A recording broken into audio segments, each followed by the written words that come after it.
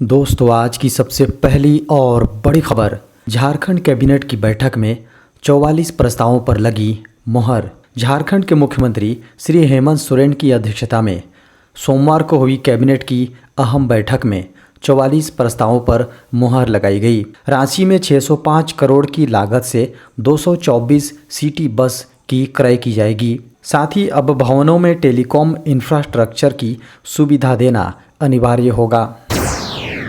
झारखंड सरकार की बड़ी पहल, मुफ्त में दी जाएगी हेवी व्हीकल की ट्रेनिंग। झारखंड सरकार ने आर्थिक रूप से कमज़ोर लोगों के लिए बड़ी पहल की है। गरीब गुरबों लोगों को हेवी व्हीकल चलाने के लिए झारखंड में निःशुल्क ट्रेनिंग दी जाएगी। सरकार के इस पहल से झारखंड के हजारों युवाओं को रोजगार मिल सकेगा। बता दें कि वित्तीय वर्ष 2023-24 के बजट में फ्री में ट्रेनिंग के लिए 15 करोड़ रुपए का प्रावधान किया गया है। झारखंड सहित इन राज्यों में जल्द दौड़ेगी वंदे भारत ट्रेन। पूरे देश में कई रूटों पर वंदे भारत ट्रेन जल्द दौड़ती नजर आएगी। इसको लेकर तैयारी शुरू कर दी गई है। झारखंड, असम, जम्मू कश्मीर, मध्य प्रदेश और राजस्थान सहित कई राज्यों में वंदे भारत ट्रेन एक्सप्रेस नजर आएगी। झारखंड में मनरेगा मजदूरी दर में 18 रुपये की वृद्धि। झारखंड में मनरेगा यानी महात्मा गांधी राष्ट्रीय ग्रामीण रोजगार गारंटी अधिनियम के तहत श्रमिकों को 1 अप्रैल 2023 से प्रत्येक दिन 228 रुपये की मजदूरी मिलेगी। केंद्रीय ग्रामीण विकास मंत्रालय द्वारा मनरेगा के अंतर्गत वित्तीय वर्ष 2023-24 के लिए राज्यवार प्रतिदिन मजदूरी की दर का राजपत्र में प्रकाशन कर दिया गया है। सिमडेगा खूंटी दुमका में इंटरनेट सुविधा के लिए पायलट प्रोजेक्ट होगा शुरू। झारखंड के सिमडेगा खूंटी दुमका में इंटरनेट सर्विस उपलब्ध कराने के लिए पायलट प्रोजेक्ट शुरू होगा। प्रधानमंत्री फसल बीमा योजना अंतर्गत वित्तीय वर्ष 2018-19-20 में सरकार द्वारा डीजल सब्सिडी एवं किसान प्रीमियम सबसे राज्य सरकार द्वारा भुगतान किया जाएगा। 362 करोड़ रुपए, जी हाँ 362 करोड़ दिए गए हैं। हर घर में मोबाइल बैटरी यूनिट स्थापित करने के लिए 236 मोबाइल वेटरनरी यूनिट क्लिनिक खोला जाएगा। इसके लिए 46 करोड़ रुपए दिए जाएंगे। प्री मैट्रिक छात्रवृत्ति की नियमावली में संशोधन हुआ। इससे सरकारी सहायता प्राप्त सारे स्कूल मदरसा को फायदा होगा। झारखंड में इस वर्ष 74,000 पदों पर निकलेगी वैकेंसी। झारखंड में 2023 नियुक्तियों का वर्ष होगा। खबरों को माने तो झारखंड में 74,000 से अधिक खाली पदों पर नियुक्ति की प्रक्रिया शुरू होने जा रही है। एक सप्ताह में 3,939 पदों पर नियुक्ति के लिए विज्ञापन जारी हो चुके हैं। अप्रैल मई तक 1 दर्जन और विज्ञापन जारी होने की संभावना है। बता दें कि झारखंड में आने वाले दिनों में प्रारंभिक स्कूलों में 50,000 सहायक आचार्य शिक्षकों की बहाली होगी। प्रथम चरण में 25,996 व दूसरे चरण में 24,004 सहायक आचार्यों की नियुक्ति शुरू होगी। हाई स्कूलों में 10,000 शिक्षकों की भर्ती होगी। अब क्रेडिट कार्ड से कर सकेंगे यूपीआई पेमेंट। अगर आप क्रेडिट कार्ड का इस्तेमाल अधिक करते हैं तो ये खबर आपके काम की हो सकती है। अब आप क्रेडिट कार्ड के ज़रिए यूपीआई से पेमेंट कर सकते हैं। बता दें कि आरबीआई ने जून 2022 में रुपे क्रेडिट कार्ड्स को यूपीआई से लिंक करने की इजाज़त दे दी थी, जिसके बाद से क्रेडिट कार्ड कंपनियां रुपे क्रेडिट कार्ड जारी करने में जुट गई थीं। उनका मानना है कि इससे रुपे कार्ड से होने वाले ट्रांजैक्शन में ज़बरदस्त इजाफा होगा। वित्त मंत्रालय ने किया स्पष्ट, 7 लाख से ऊपर की आय पर नहीं लगेगा टैक्स। शुक्रवार को वित्त विधेयक पारित करते हुए वित्त मंत्री निर्मला सीतारमण ने बजट में की गई घोषणाओं में आम जनता को कुछ राहत देने के साथ ही डेट फंड पर टैक्स लगाने की बात कही। दरअसल बजट में कहा गया था कि 7 लाख की आय पर कोई टैक्स नहीं लगाया जाएगा। बजट में की गई घोषणाएं 1 अप्रैल यानी नए वित्त वर्ष से प्रभावी होंगी। सरकार ने शुक्रवार को वित्त विधेयक पारित कर इस मोर्चे पर आम लोगों को राहत दी है। वित्त विधेयक में संशोधन करते हुए वित्त मंत्रालय ने बजट में की गई 7 लाख की घोषणा को थोड़ा बढ़ा दिया है। अब 7 लाख से ऊपर की कमाई पर भी टैक्स नहीं देना होगा। मुख्यमंत्री तीर्थ दर्शन योजना में 1001 यात्रियों ने किया दर्शन। मुख्यमंत्री तीर्थ दर्शन योजना 2023 के दूसरे चरण के तहत 20 मार्च से 27 मार्च 2023 तक झारखंड के 60 वर्ष से अधिक आयु के बीपीएल श्रेणी के 1001 वरिष्ठ हिंदू धर्मावलंबियों को द्वारका एवं सोमनाथ की तीर्थ यात्रा कराई गई। अब झारखंड के गरीब बीपीएल नागरिकों को न केवल तीर्थ स्थलों का दर्शन करवा रही हैं, बल्कि उनका खर्च भी वहन कर रही हैं। इस तीर्थ यात्रा में सभी तीर्थयात्रियों को मुफ्त में बस, ट्रेन से यात्रा, नाश्ता, भोजन एवं होटल में ठहरने और बस के माध्यम से स्थानीय धार्मिक स्थलों का भ्रमण कराया गया।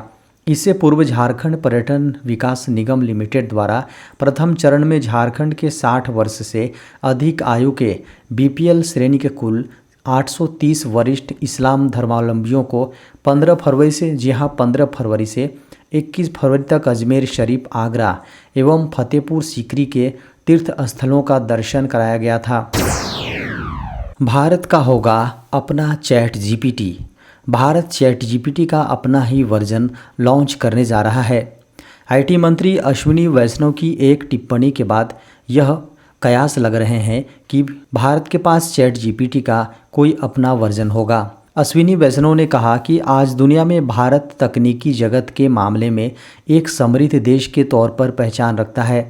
उन्होंने कहा, एक समय था जब भारत तकनीक का उपभोक्ता मात्र था, लेकिन आज ऐसा समय आया है जब दुनिया के बड़े टेक डेवलपर्स चाहते हैं कि कोई भारतीय स्टार्टअप या कारोबारी उनके साथ साझेदारी में काम करे। भारत में तेज़ी से बढ़ती स्टार्टअप सेक्टर कम्युनिटी को लेकर उन्होंने कहा कि हमें डिप्लोमेट्स को भी इसमें साथ लेना चाहिए, जो पूरी दुनिया में हमारी क्षमता के बारे में बताते हैं। इस दौरान केंद्रीय मंत्री ने सिलिकॉन वैली बैंक के डूबने का भी जिक्र किया। उन्होंने कहा कि इस संकट के दौर में भी हमने भारतीय स्टार्टअप्स को बचा लिया। लोगों को फिर से झटका देने की तैयारी में आरबीआई, भारतीय रिजर्व बैंक यानी आरबीआई एक बार फिर से लोगों को झटका दे सकता है। कहा जा रहा है कि अगले महीने होने वाली मॉनेटरी पॉलिसी समिति यानी एमपीसी की बैठक में रिजर्व बैंक ब्याज दरों में इजाफा कर सकता है। देश में खुदरा महंगाई दर 6% से ऊपर बनी हुई है। अमेरिकी फेडरल रिजर्व समेत अन्य देशों के केंद्रीय बैंकों ने ब्याज दरों को लेकर अपना आक्रामक रुख बरकरार रखा है। ऐसे में रिजर्व बैंक भी रेपो रेट में बढ़ोतरी को जारी रख सकता है। वित्त वर्ष 2023-24 के लिए मॉनेटरी पॉलिसी की पहली बैठक 3 अप्रैल से शुरू होकर 6 अप्रैल तक चलेगी। खबरों को माने तो मॉनेटरी की पॉलिसी की बैठक में रेपो रेट में 25 बेसिस पॉइंट की वृद्धि का फैसला लिया जा सकता है। अप्रैल में होने वाली मॉनेटरी पॉलिसी की बैठक में समिति उच्च खुदरा महंगाई दर और विकसित देशों के केंद्रीय बैंकों, विशेष रूप से यूएस फेडरल रिजर्व, यूरोपीय सेंट्रल बैंक और बैंक ऑफ इंग्लैंड द्वारा उठाए गए कदमों पर विचार करेगी। सरकार ने एलपीजी सिलेंडर सब्सिडी 1 साल के लिए बढ़ाई।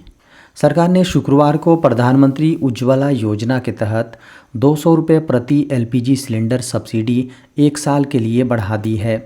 अंतर्राष्ट्रीय बाजार में पेट्रोलियम उत्पादों के दाम में वृद्धि के मद्देनज़र यह कदम उठाया गया है।